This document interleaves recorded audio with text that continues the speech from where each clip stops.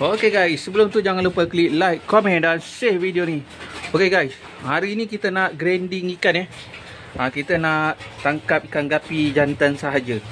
Okay. Okay, so kira bahasa ikan kita panggil harvest lah. Okay, kita nak harvest. Kita nak ambil yang tu. Nampak? Yang macam warna terang-terang kepala dia tu kan. Kita nak ambil jantan dia sahaja. Okay, lepas tu kita akan letak dekat kita punya ni. Ni tempat kita punya display lah. Kalau korang nak datang beli ke, nak beli online pun kita layan juga. Okay. So jom kita tunjuk korang cara nak kutip ikan gapi jantan. Ni contoh dia satu. Okay, tapi gelap sikit lah guys. Lama. Tapi diorang ni dia dah macam dah tahu sikit lah.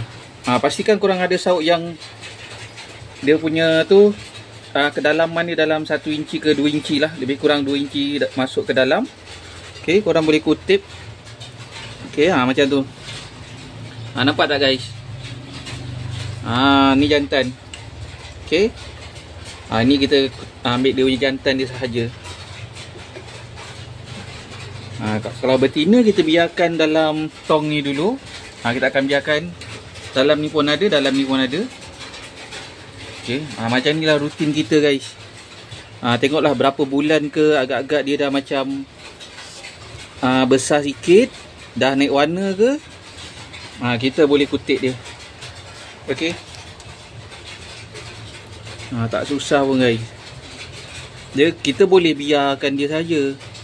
Kalau kita biarkan saja, dia macam dia akan kejar jugalah anak dia. Kalau kita asingkan macam ni lagi bagus. Supaya ibu betina yang gapi ni, perut dia akan cepat besar. Anak dia akan sekali beranak akan keluar anak banyak lah. Okay, dia tak stres. Okay. Tengok dulu nanti dah siap, kita sambung lagi guys. Thank you.